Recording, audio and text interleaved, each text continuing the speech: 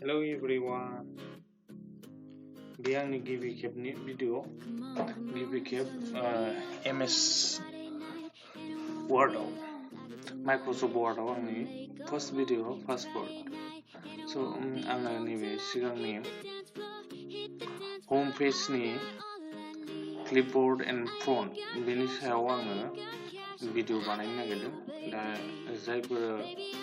MS Wordआव गोदान बिसोरनि थाखाय बे भिडिअ स' स्टार्ट खालामसै एक्चुअली मोनसे फर्मुला होदों माबायाव MS Wordआव मोनसे फर्मुला होदों जाहैबाय बे जाहैबाय इकुवेल टु थारमाने बे खालि माबानि थाखायल' MS Wordनि थाखायल' जायफोर रोङैफोरनि थाखाय टाइप खालामनो थाखाय टाइम लायो नालाय बेनि थाखायनो आरोना रेन्ट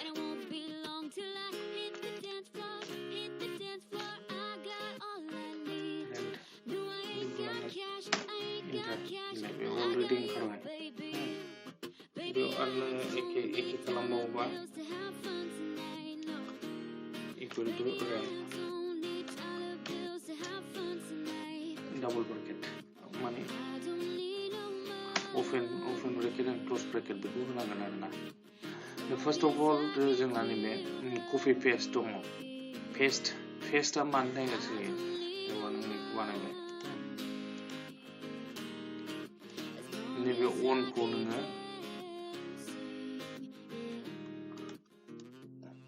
अन द इन्टारेस्ट टेब बेखौ नोङो कपि खालामदो जेनेबा कपि खालामबाय बा काट खालामबाय आरोना काट खालामबाय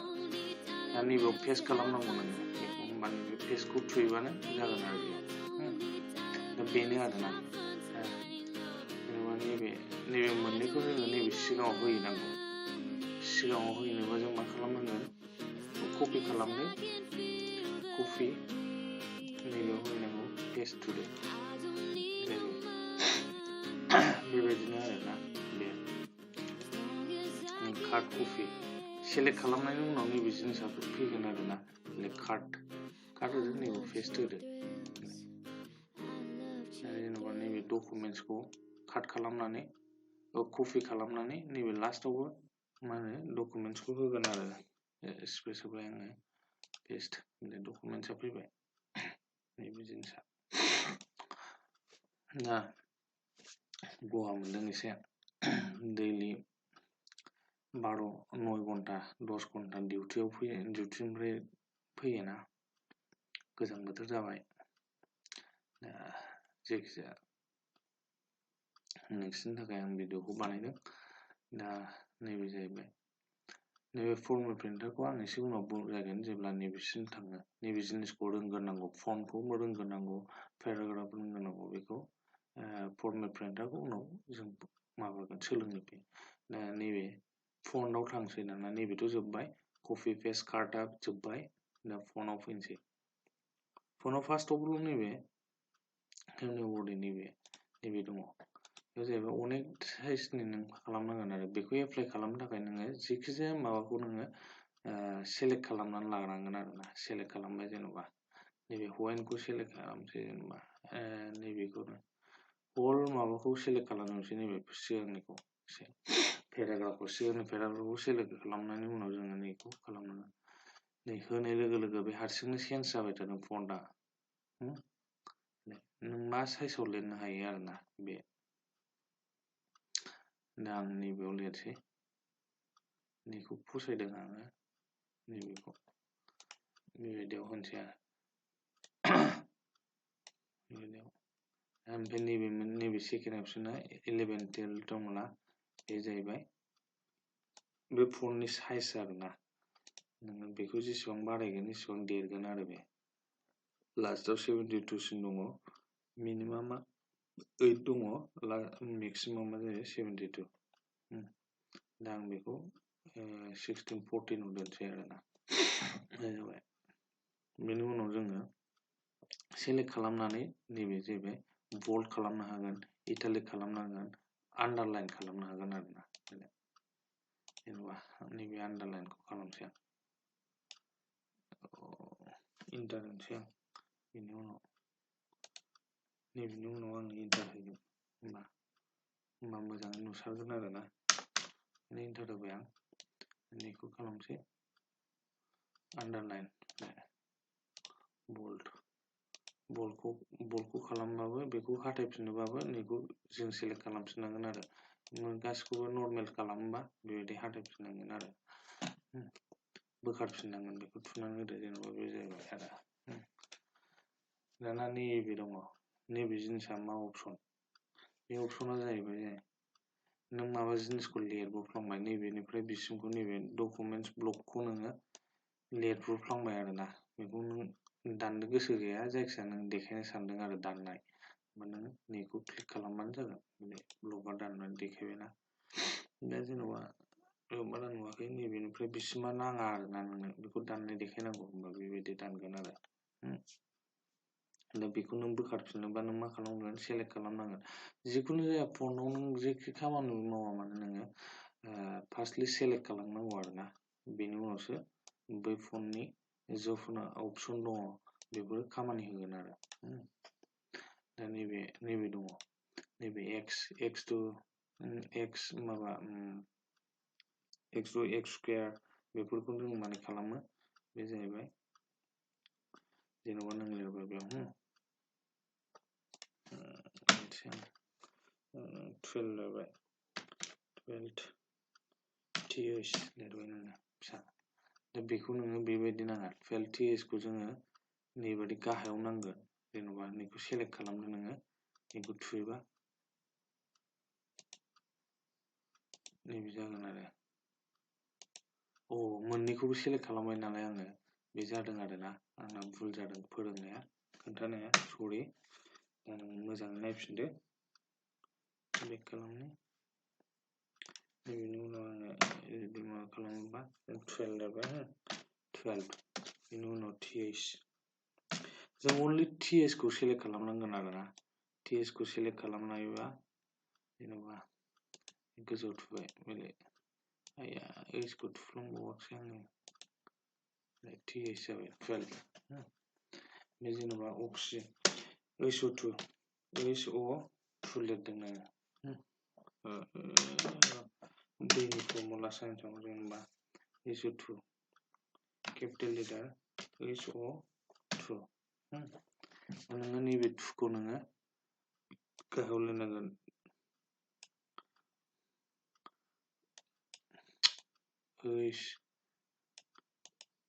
दैनि फर्मुला बिदि नङा सरि H2O नैबे 2 खौ नोंनो मा नांगौ गाहायाव नांगौ होमबा नों बेखौ थुनो हागोन आरो H2 बेबायदि आरोना साइन्सनि फर्मुला दा बेथ' जाबाय नैबे अपसन दङ बे अपसन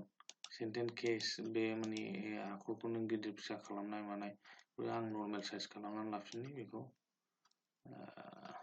बेयाव थांनानै बुनि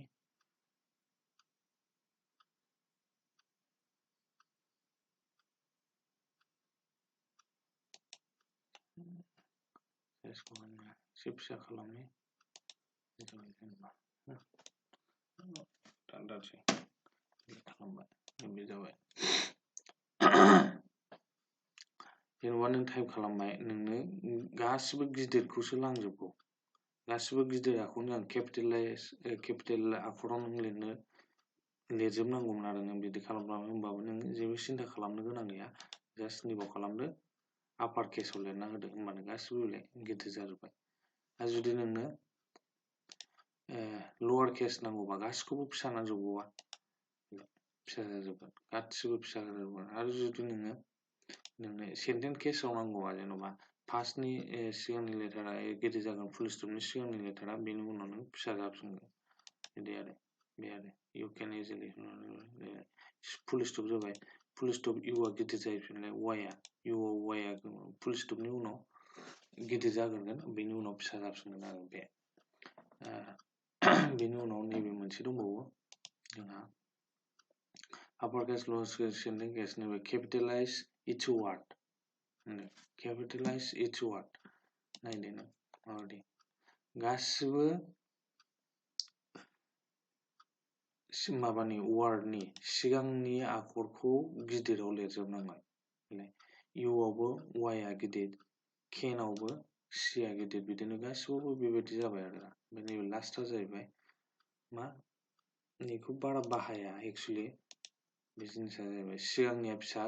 खिथुनिया गासिबो गिदिर जाजोबगोन आरो उननिया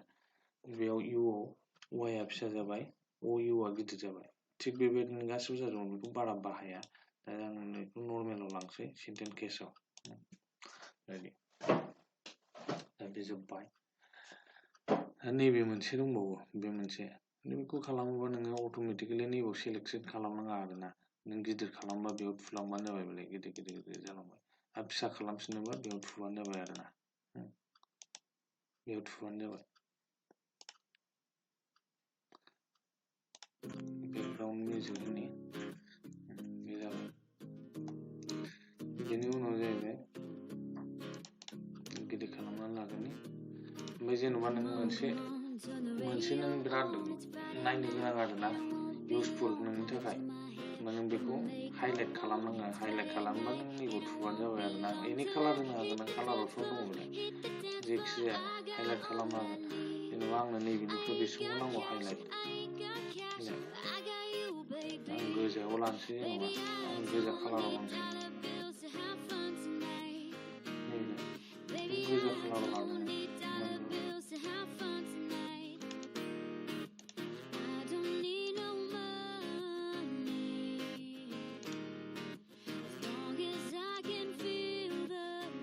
गोजायाव होनोसै जुदि नों बेखौ बोखारफिनोबा नोङो मा खालामनांगोन बेखौ सेलेक्ट खालामफिनदो नों मा कालार लानो ननाव होफिनदो होमबासो खारगोन बेबायदि आरो बेखौ ननाव होफिनदो बेखौ ननाव होफिनदो न' कालार जेनेबा टेक्सटखौ नोङो गोजा खालामनो लुबैदों फार्स्टनिखौ बेनो टेक्सटआ बेनि सिङाव आरो नों हाइलाइट होनो लुबैदों मा कालार होनो नोंलाय ब्लेक बेबायदि जाबाय आरो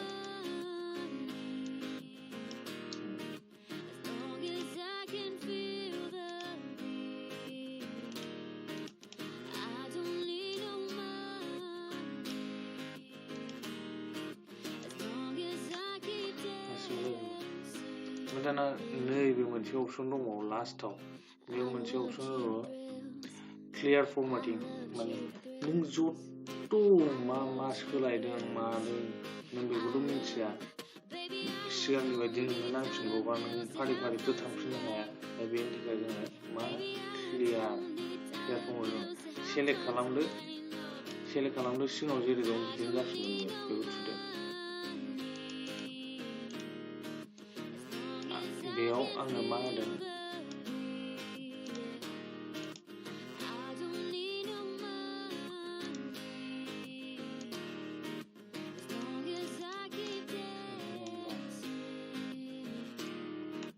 जिथु खालामदों आरोना बे थांगोन आरो जेनेबा आं नैयाव सोलायबाय आं बेखौ खालामदों जेनेबा क्लियार फर्मेटिंआव सेरफिनबा जागोन आरो बे सिगांनि बायदियाव थांफिनबाय आरोना जेनेबा आं बेयाव कालार होदोंमोन कालार होबाय हाइलाइटआबो थांगोन आरो बेखौ नों सेलेक्ट खालामदो बेयाव होफिनबानो जाबाय आरो